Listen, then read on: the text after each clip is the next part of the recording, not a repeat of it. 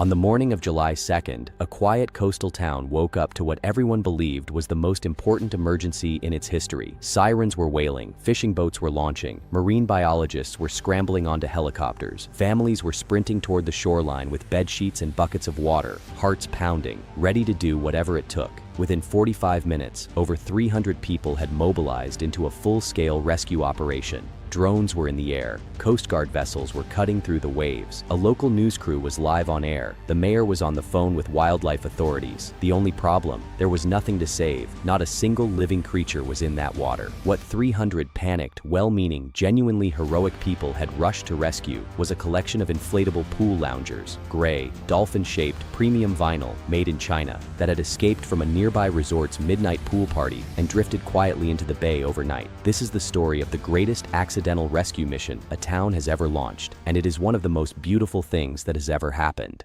It started, as most disasters do in the modern age, with a blurry photograph. At 6:14 in the morning, a jogger named Marcus was running his usual route along the coastal path when he spotted something in the water. Gray shapes, dozens of them, bobbing rhythmically in the choppy early morning bay, dorsal fins breaking the surface in the morning mist. He stopped, he stared, he pulled out his phone. The photograph he posted 11 seconds later was not a good photograph. It was taken with shaking hands, through sea spray, at considerable distance, in the specific gray flatness of early morning coastal light that makes everything look exactly like everything else. But it didn't matter, because what the caption said was enough. Dolphins, hundreds of them, stranded in the bay, someone call someone.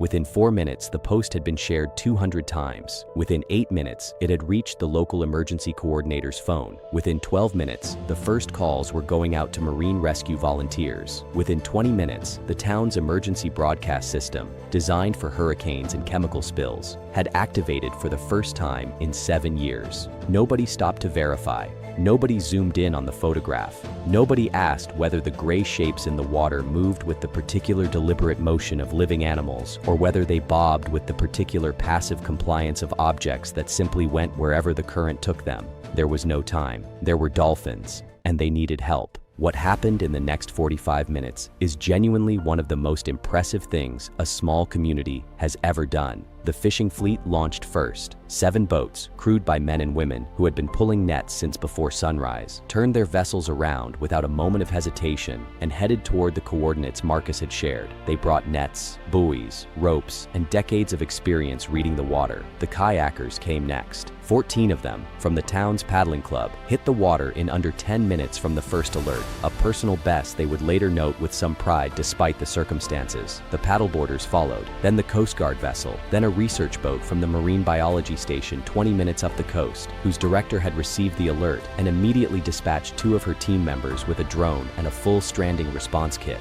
On the beach, the scene was something that would take a novelist several chapters to properly describe. 300 people had gathered at the shoreline, organized by nobody in particular, but functioning somehow as a single coherent unit. People with no training were being given roles by people with training. Sheets and towels had appeared from nowhere, the instinct to keep stranded dolphins wet being apparently hardwired into anyone who has ever watched a nature documentary. Someone had driven their pickup truck directly onto the sand and was unloading coolers of water. The drone went up at 6:47 a.m. The operator, a marine biologist named Dr. Sarah Chen, guided it out over the bay toward the cluster of gray shapes, watching the live feed on her tablet. She was the first person to see the truth. She looked at the screen. She looked again. She zoomed in. She put the tablet down. She picked it up again. She zoomed in further. "Oh no," she said quietly, to nobody in particular. The lead boat reached the pod at 6:52 a.m.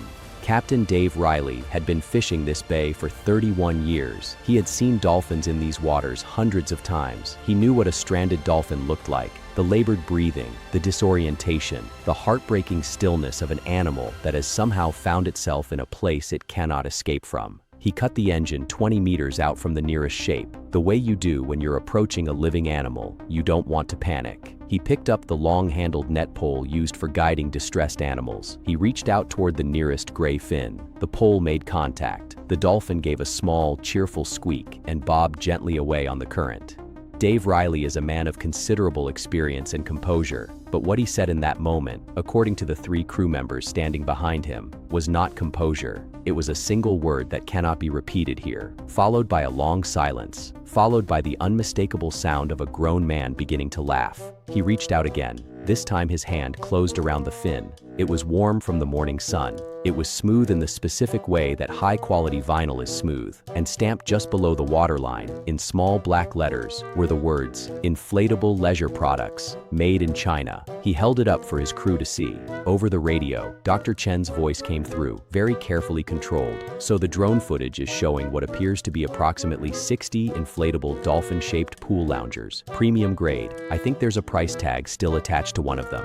The silence on the radio lasted almost 5 full seconds. Then someone started laughing. Then someone else. Then the radio dissolved entirely into the sound of 300 people's mourning going in a completely unexpected direction. Here is what investigators later pieced together. The Shoreline Grand Resort, approximately 2 kilometers up the coast, had hosted a summer gala the previous evening. A midnight pool party for 200 guests with a Hawaiian theme, featuring among its decorations 60 premium inflatable dolphin loungers imported from a specialty party supplier. At some point between midnight and 2 in the morning, a combination of wind, an inadequately secured pool gate, and the particular fluid dynamics of 60 inflatable objects in a body of water connected by a channel to the open bay had resulted in the entire fleet drifting silently out to sea overnight. The resort's events manager, who had arrived to work at 7 that morning to find 3 Coast Guard vessels, 14 kayaks, a drone, and the entire town of approximately 300 people gathered at the waterfront, needed a moment to process what she was being told before she could respond. She would later issue a formal apology. She would also pay to have all 60 loungers retrieved from the bay and responsibly disposed of, which required 2 boats, 4 hours, and a very large cargo net. But here is the thing that everyone involved in that morning kept coming back to when they talked about it afterward. Nobody,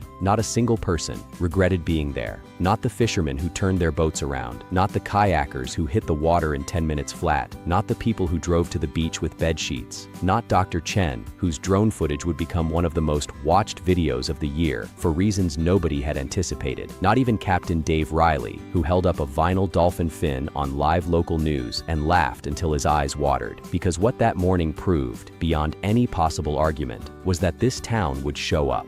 That when something needed saving, or appeared to need saving, or even vaguely resembled something that might possibly need saving in certain lighting conditions, 300 people would be on the beach within 45 minutes with sheets and water and boats and drones and 31 years of fishing experience, ready to do whatever was needed. That is not a small thing. That is actually an extraordinary thing.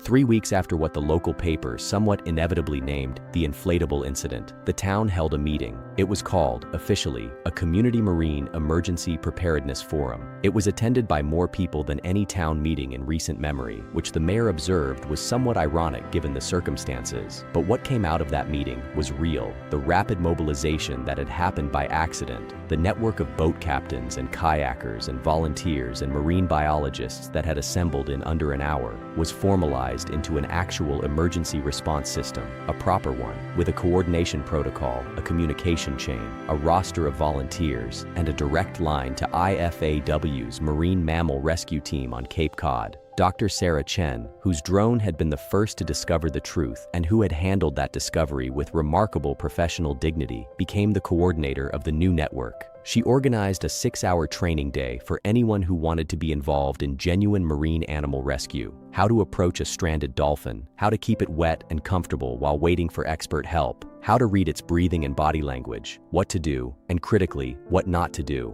47 people attended, including Captain Dave Riley, who sat in the front row and asked very good questions and did not mention the vinyl fin once. The network has since responded to 3 actual strandings: a juvenile harbor seal in September, 2 common dolphins in November, and a leatherback sea turtle in April of the following year. In all 3 cases, the rapid response that the community had accidentally rehearsed on a collection of pool toys made a genuine difference to the outcome. The turtle was named Gala. She was released back into the ocean 12 days after she was found. A tracking tag showed she had swum 300 miles south within a month. There is a version of this story that is just a funny video. 60 inflatable dolphins drifting out to sea in the night, 300 people mobilizing for a rescue, one fisherman holding up a vinyl fin with an expression that no camera could have planned. That version is genuinely funny. It deserved every one of its 40 million views. But there is another version of this story, and it is the one that stays with you. It is the version where a town was given a chance to find out what it was actually made of, what it would do when something needed help, when there was no time to think and no guarantee of success, and a slight but real possibility of looking ridiculous in front of everyone you've ever met. And the answer, it turned out, was everything. They would do everything. 300 people on a beach at 6 in the morning with bed sheets and water buckets and boats and drones for something that turned out to be made in China. Imagine what they'll do for the real thing.